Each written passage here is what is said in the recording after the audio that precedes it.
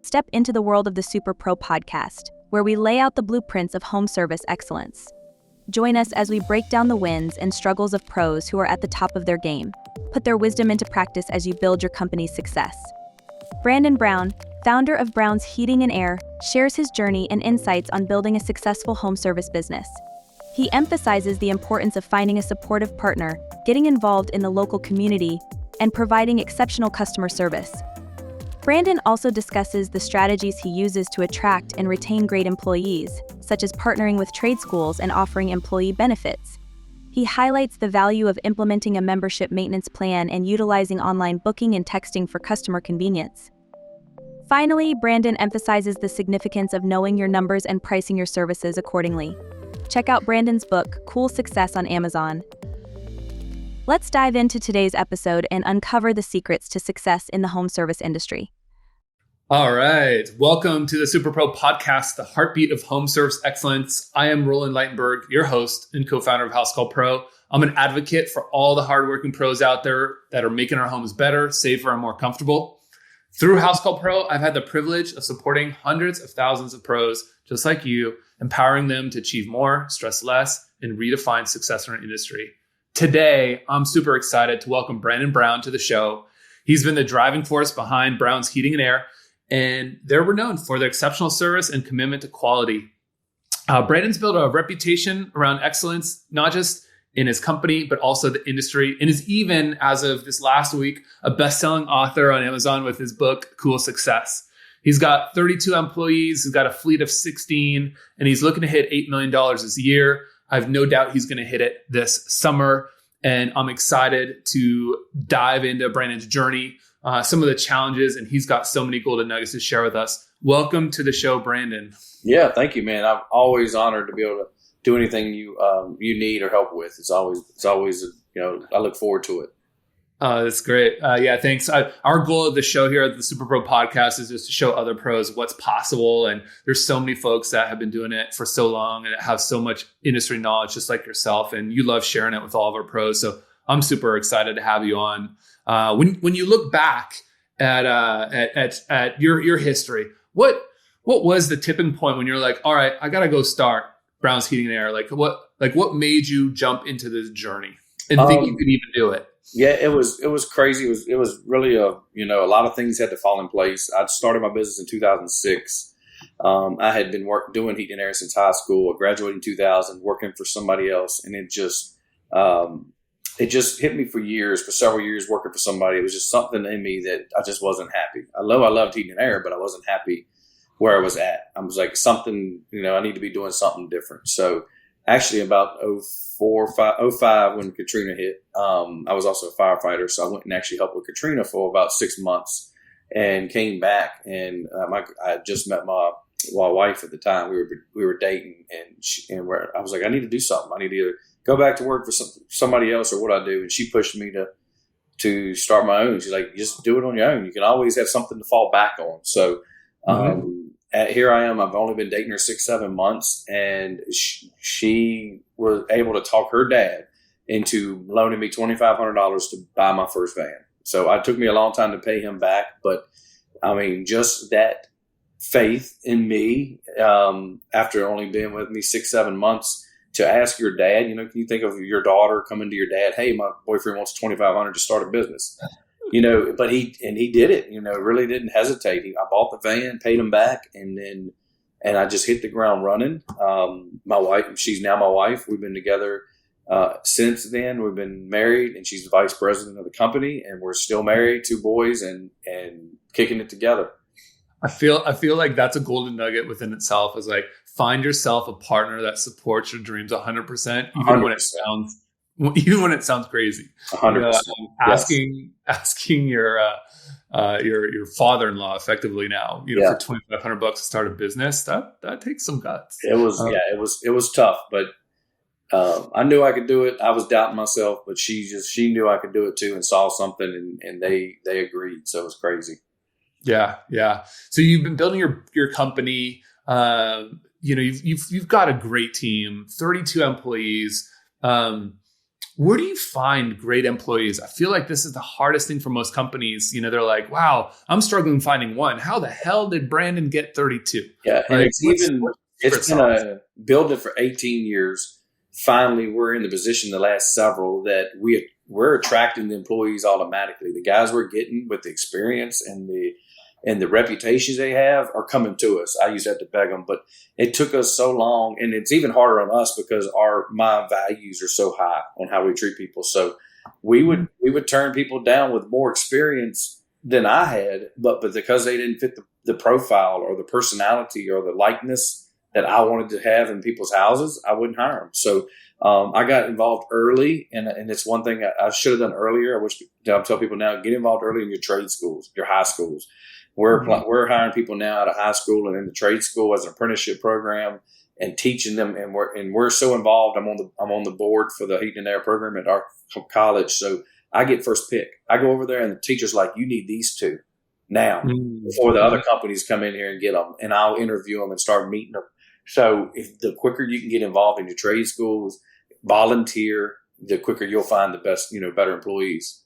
So you went to the local trade schools and you said, hey, Mr. and Mrs. Professor, I'm Brandon Brown. I run a heating and air company. Can I help out? Can I be on your board? Like, how did that conversation go? Because I feel like you say it so easily and simply because, you made it happen. But like for people that are maybe a little more intimidated to start, like what kind of advice would you give them there? Yeah, I was lucky because I went to this school. When I was in high school, I was one of their first dual enrollment programs. So I did heating and air in high school at the same time. So several years after that, down the road, they reached out and wanted to be on an advisory board because they wanted to grow it. It was not getting the numbers it needed. So I was lucky there. But I have told people that I've coached, just walking in and meet the professor, give them your card, and donating thermostats, donating old units, donating something the kids can work on will build. Even if you're not looking to do something, just, hey, I'm so-and-so, I'm local. Here's some old units that we've taken out. We want to give to your students to tear apart, put together. This is from us to you. If you need something, call me. That relationship, we won't be long. They'll be calling you for more. So the more, just get your foot in the door with a donation. I mean, that's a golden nugget. That's kind of like you kind of mentioned it, but really like you're just giving before you're getting. And I don't think enough people like take that mentality. They're like, what can I get? What can I get? But you're just going in there, offering them units, whatever you can get, things that you probably would throw away anyways, or just go recycle or get a couple bucks for. But just like giving that stuff away and making yourself accessible, I think is just a huge thing.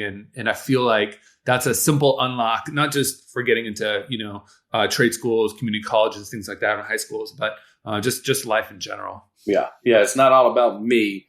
It has to be about the community, the people that support you. So being ahead of the game, offering things like that, going to high schools have trade shows every year, the tech schools, and they'll email you, go set up a booth. It's free. Just set up a booth and talk to them about heating and air. I get so many leads from that. The kids that can't afford college still, college is high. They don't want that debt. They're looking for a trade. Come try it. And it leads to jobs that are there forever. Yeah, I think that leads into the perfect next question, because I've known you for quite some time, and I know how involved you are with like your local community and really supporting that.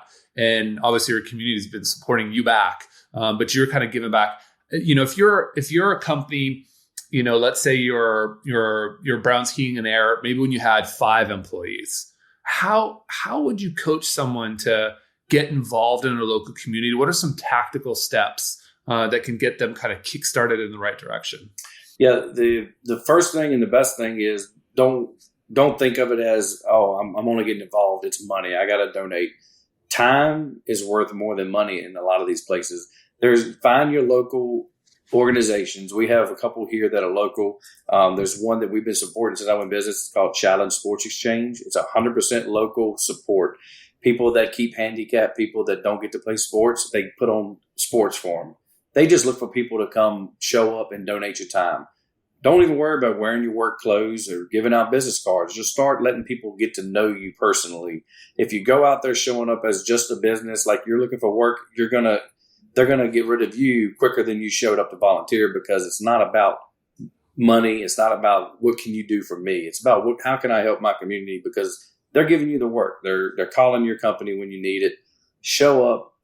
So we find local charities And when you're first starting, money's tight. Don't worry about money. Hey, how can I donate my time? If you have a cookout, I'll come help flip burgers for your clients or your group. Find local, chamber of conferences or BNI groups that you can meet other business owners that do that and give back.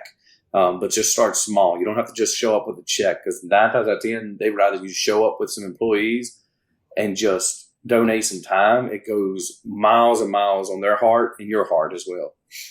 Yeah, I think that's where a lot of people get tripped up, because they think, I got to just cut a whole bunch of checks and they're going to look at me as someone that gives checks. Well, if you start with checks, they're going to keep asking you for checks, because that's kind of what they'll see as. But if you come in there, like you said, you donate time, which by the way, I hear a lot of people like, well, Roland, I don't have a lot of time.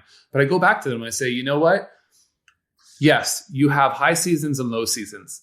But for seasons where you've got a lot of time and the guys are on payroll anyways, why not just go offer up their time to do something, build something, donate back to maybe someone in need? You've got them on the clock already. What can you do to help others? I feel like that time is just that little golden nugget you dropped right there is so underrated. Just donate some of your time, because you don't have to come in with cash. And a lot of people, they say, well, Roland, you got to make money, or you got to have money to make money. It's like, no, I think when it comes to your community building strategy, I think that's really clearly an easy way where who's going to say, no, I don't need someone to come flip some burgers, right? Or someone to just go scoop mac and cheese or whatever it is, just showing up. So I like that a lot. So you said like Chamber of Commerce, BNI, local sports groups, like youth groups. Are there any other kind of avenues that pros should be looking at?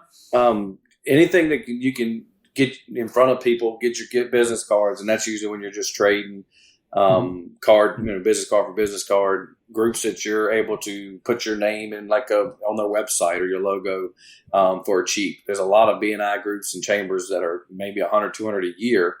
Mm-hmm. And your info is on their website. So all their businesses go on there a lot. They see it all the time. So any groups around your local, everybody's got local areas or local, nonprofits that just need help on a board sometimes. Like, hey, we just need people to help with ideas. Just anytime you can donate and get time in over money, it saves you money, but in the long run, it's going to come back to you when you need it. They're going to remember you. I've had people now, I've only been in 18 years, that'll call us because of things we did 10 years ago. Wow. And that's what I try to tell people when I'm hiring them, even in high school, like everything you do now, I wish I knew this as a teenager, it can affect you down the road. It can affect a good job. It can affect a good opportunity. If they say, you know what, I remember you 10 years ago and you stole from me, or you you bullied my son, or you did this, your options, your percentages go down. So always remember, and especially now with social media and how everything's on the internet, always try to live your life that, what I do now, I want to make sure it affects me in a good way, down the road.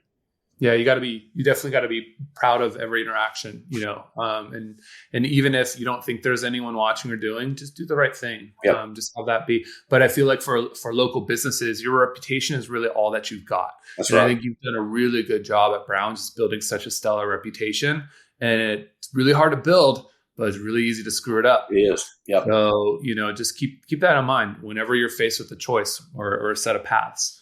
I like that a lot. So tell me this. So you've been growing your company. You've got 32 employees.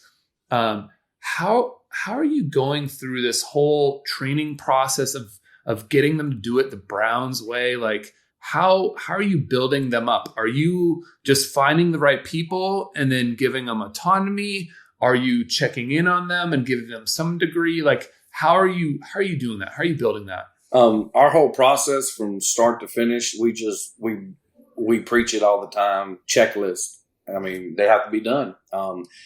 Checklist, pictures before and after the job. Everything has to be on the apps, and done. But we also reward them. We make it easy for our employees to do their job because we're not just on them, yelling at them. We call them out. We give them, if you follow our Facebook page, we're doing employee spotlights all the time. Like, look at meet so-and-so. He's amazing. And it just builds their character and their momentum of wanting to do better. They're always wanting to do better, and they have confidence. So we do a lot of employees a couple times a year. We shut down for employee days and just do events and thank them. We give out, really good commission and bonuses for doing what you're supposed to do, whether it's checklists, getting a good review, doing the pictures, all that comes in every job, but you're rewarded for it as well with different bonuses, money. Plus we're always, praising our guys wherever we go, how good they are, because it ain't just me now, it's them. And that's what's making us, because we've been so blessed the last few years. I think we're, so many 5-star reviews because of our employees. They just love working here now. We make sure they know they're first, their family's first. It's not just like coming to a boot camp or prison. When you work for us, you're family. So, and they feel that. So once they feel that and they know you respect them and love them for what they do, you don't have to train them anymore. It's automatic, because they want people to see them doing good. Yeah. Yeah. And I think you've built a really great culture around that. Even just, the company appreciation or the employee appreciation days, where it's still a paid day. They're going to get paid for the day, and they get to just have fun, bring their families. I think a lot of folks are like, well, what do you have people do in the off season or the shoulder seasons? And, I think even sometimes, even during the main season, even if you just take a weekend off or a Friday off during the hot, busy season, like that blows minds, because then you can like break that season apart, with something that's like really impactful. Even big holidays, 4th of July, those things. Can you like give them an extra day? That's an employee appreciation day. All those things just go miles and miles. Yeah. And actually about 2 years ago, I added a benefit that nobody else here in this area has right now that I know of, unless they've copied us, but we give the employee their birthday off paid as a gift from us. They don't take time off. They don't use their time. It's our time. We pay them 8 hours, stay at home for your birthday. Enjoy it. We've actually had 2 people leave, our competitors, different competitors, to come work here. And that was one of the reasons. The top reasons they come here is not just our work environment, how, working on us, but the paid day off on your birthday. The guy came and he left it, on his birthday post. I'm so thankful for a company. I was able to get off, go to school, eat lunch with my kids that I haven't been able to do in 2 years, enjoy my birthday without having to stress working till dark. And that just makes a world of difference, in their lives and so that's a benefit we added because of that. Oh, that's super smart. I love that you're sharing that golden nugget, because, it is only a day, but because you put that day on their birthday, it makes it so much more meaningful than just saying like, from you get 7 days paid off. Now you have 8. Yeah. Who cares? Why don't you just say whatever it is, paid days off, plus you get your birthday paid off. Right. I don't know. That's super innovative. I love ideas like that. And I'm glad you kind of shared that with the audience. Let's listen today. So now that you are where you are, if you were to reverse the ticker tape, 10 years ago, what would you tell baby Brandon Brown, 10 years younger, in his 30s? What would you tell him to do? I would say jump on a membership maintenance plan with benefits day one, something that you have customers locked in. I never knew how much it valued not only the recurring revenue, but the value of your company. About 5 years ago, I had a guy value our company because I like to check it every 5 years. So I know, and 5 years ago, we literally had maybe 50, 60 maintenance plans, and the value was not good. And then last year at our 5-year thing, we're over 950 members, and our values like shot up 2 or 3 times because of and that ranking because of members in the recurring revenue. So definitely do that day one. It's easy. I mean, it's so easy to set up a service plan in the app and sell it, and just to be able to get to their house, one for the revenue, one for the jobs in the future. But your work is promised then year round as the more you build that. I like it. So walk me through how your maintenance plan works or your membership plan works. And are you running each of those memberships like as a profit center, or just an opportunity to have a touch point with the customer? Because I know there's 2 schools of thoughts there, and What do you think about it? I thought I kept it basic. I have a membership 1, 2, 3, 4. Just depends on how many systems they have, heat pump systems. If they have one system, 10%, no overtime fees, 10% discounts on all repairs, 5% on new systems. We added plumbing. I have a plumbing department now a year ago. So now we also have a heat and air plan, a plumbing plan. We also have a total care plan that does them both. And that gets you the discounts and stuff. And I just kept it easy, depending on how many water heaters or heat pumps they have. And that way, it's just one plan. We use it we price them enough to cover our cost. Yep. And our maintenance guys do a ton of upselling. They sell a lot of IEQ, UV lights, air purifiers, programmable thermostats. They find some, different parts that need replaced and drains and things. So they do enough to make money on that. But I did it to be cost, but it leads to new systems and they'll go out without having to compete. They're automatic. We have that relationship. They see the same guy every 6 months. If their unit goes bad, there's no calling nobody else. They're already a member. They're getting the discounts. We're guaranteeing to get that system in ASAP. It just eliminates any other competition coming in and taking your customer. So we just make it easy, set it up on Housecall Pro and sell them. The first thing they do when they go through the intake form on Housecall and they call in, that's one of them. Are you, if you're not a member, because we can see that they're not, you can save 10% today if you do it. And so our dispatcher, she sells a lot of them right off the phone. Get our guys, we have to push it. She sells, and we reward her for them. She gets $15 per member she sells. So she's got some skin in the game too. So she's selling 10, 15 of them a week or a month. That's our month. So we've definitely improved that. I think what you've done well is you've incentivized more than just, the tech that's out there that's doing turnovers, because that's like the easy one, the basics. Like if you had to start somewhere and do that, like, square one. But, I think across your entire company, if you can start really pushing that and making sure that people feel like it's valuable for the customers, which it is. Yeah. And it's valuable for the customer. It's valuable for you guys as the company because of the relationship. Like you mentioned, if something goes wrong with that unit, like at some point, 8, 9, 10, 12, whatever, how many years until it, kicks the bucket, you want to be that phone call because then you get that replacement. And there's zero lead cost to that because you've been running the maintenance plan at break even. Right. Right. And the first point of contact is the person that answers the phone for you. How they answer the phone and deal with that customer will determine and dictate if they're going to stay your customer. Because if you call somebody now and you get poor customer service, you don't want to call them back. You don't want to get somebody having a bad day. And then you're like, well, if that person's like that, then who's they going to send to my house? So it always starts at the call. Your whoever's answering the phone has to be, so loving and welcoming that they want to make sure when they leave a review, they mention that person.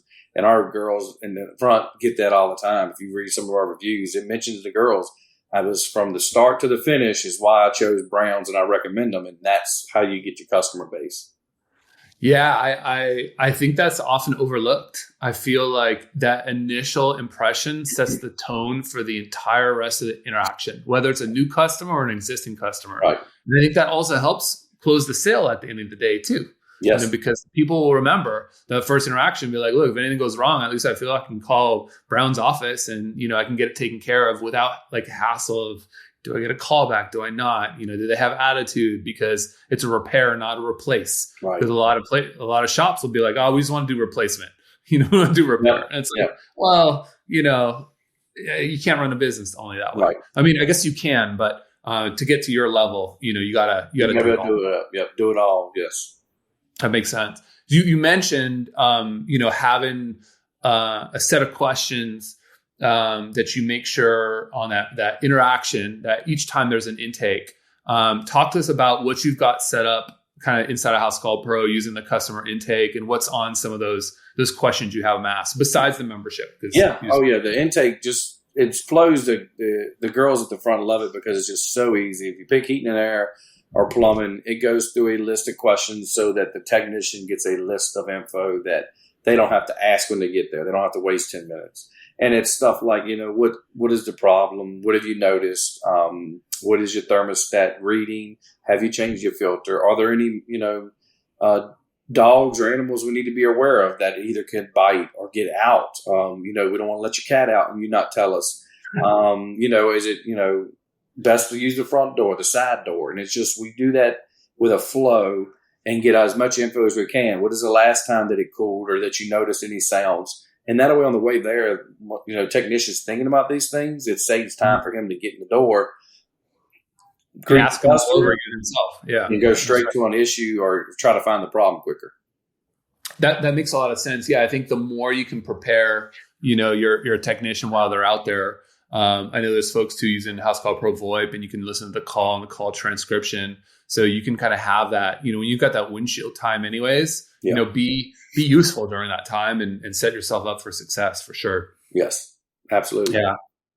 I know that you're a big proponent, definitely like the reporting side of things. Knowing your numbers is super important. You're a Conquer coach. You help other businesses with their numbers. So I think, in order to get there, you got to get, good data. Talk to us a little bit about, the reporting that you do, how you've got it set up, maybe tags that you like to use or what you've learned over the years. Yeah, definitely having your book set up or your Housecall Pro set up perfectly from the beginning, labeling each person, whether they're service, install, plumbing, maintenance, and then tagging warranties, warranties, callbacks, labor warranties, when their warranties are expire in different departments. That way, when you run a report each month, it's more accurate. So you want to know, hey, is this department hurting or is this department doing good? So that each month you have a data sheet that you can follow.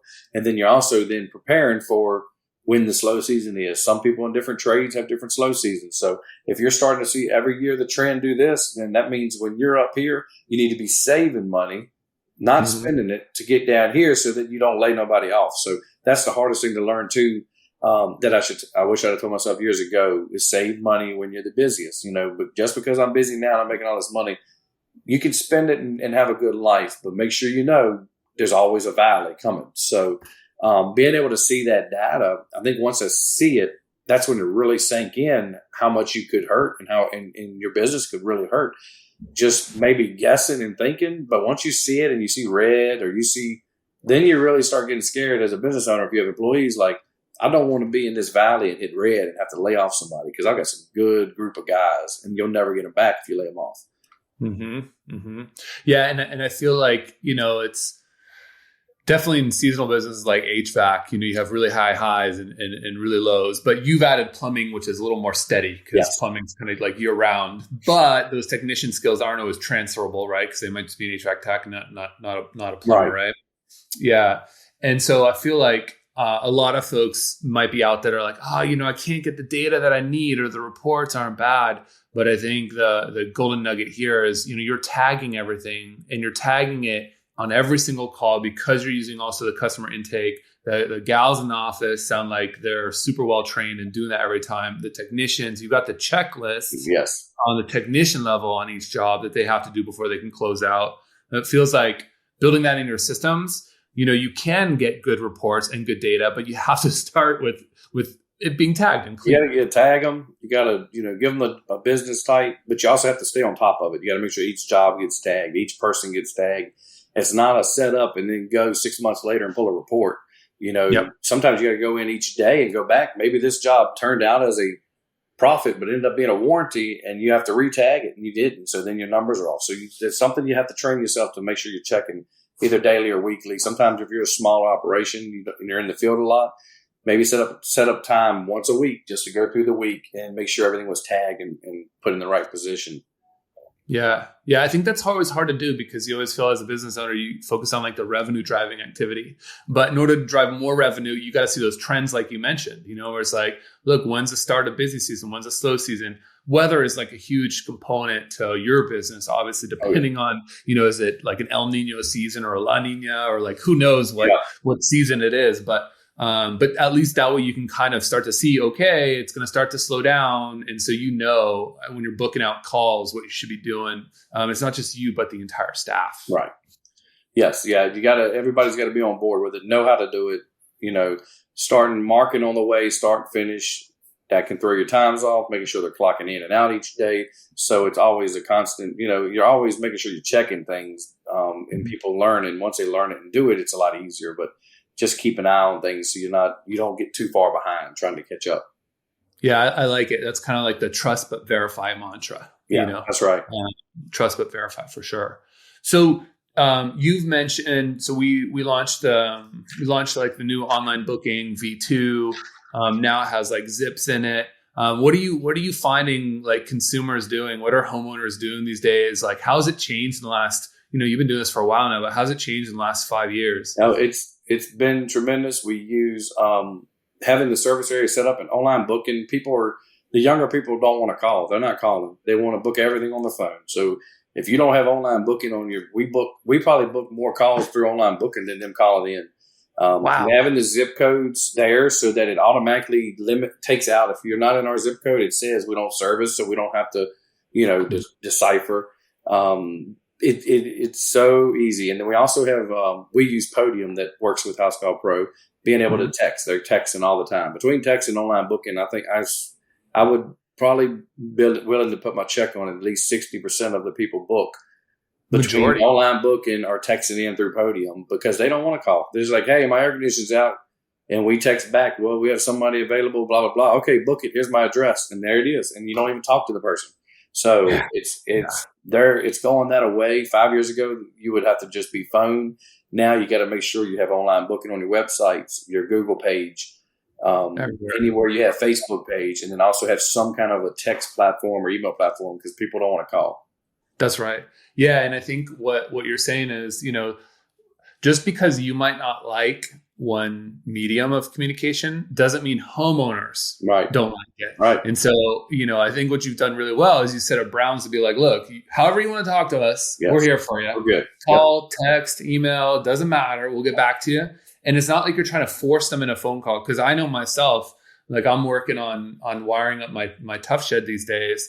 And I'm in meetings all the day. So if I'm leaving messages, it's really hard. So just text. And if I'm just texting, I give my punch list out. Can you do it? Give me a bid. Yes.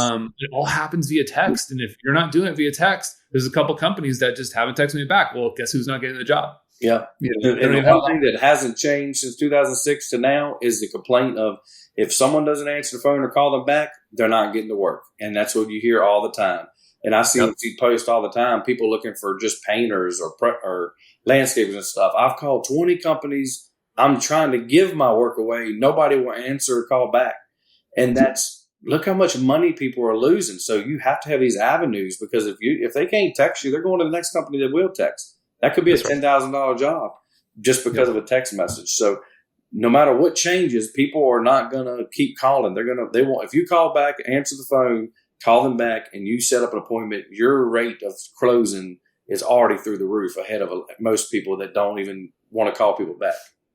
Yeah. And I think that's one of the things, with Housecall Pro we try to do is it's like, if you're using Pipeline, follow up on every estimate that you've put out there, right? Like I've got people that have left me estimates, never followed it once. And, these are big pavement companies that you think would have the technology. Yeah. Right. And these are like $50,000 jobs and not one follow-up. And there's just one guy that keeps following up. Well, guess who got the job? Yep. That's right. The one that wanted it, and he wasn't the cheapest. He wasn't the most expensive, but he was the one that followed up. Yep. And I think that's often overlooked, very often overlooked. Well, Brandon, you got so much wealth of knowledge. I could ask you questions all day here and like spend an entire hour, but the goal is to try to keep these into like a chunk of windshield time. But is there any parting like words of wisdom or something that you want to throw out there that maybe someone that's kind of starting out or maybe, trying to break that $1 million mark or, anything you can kind of give there that you think would be helpful for them? Yeah. Just not giving up. Always pushing forward, but know your numbers, know what you're doing.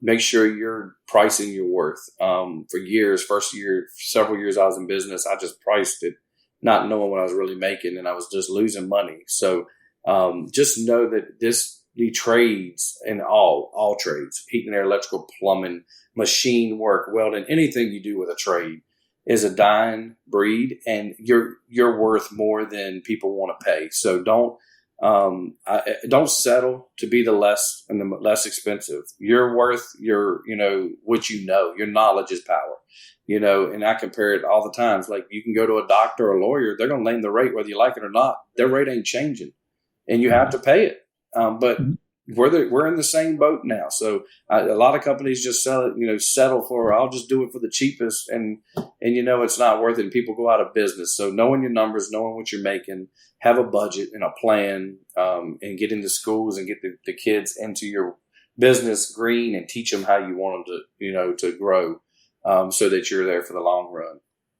I love it. I love it. So many great golden nuggets. Thank you so much, Brandon, for spending time with us today. You're welcome, I look forward to the next time we'll have you back on. Yeah. Thank you, sir. Have a good day. Take care.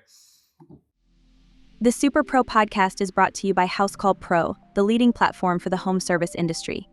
Housecall Pro streamlines your workflows and simplifies everything from scheduling and dispatching to communication and billing. Unlock the full potential of your home service business with Housecall Pro. Work smarter and more efficiently with streamlined workflows and detailed analytics. Win more business and serve your customers well, every single time. Join more than 40,000 home service pros who have already revolutionized their businesses. Work smarter with streamlined workflows, get organized with centralized information, and scale your business your way. Learn more at housecallpro.com.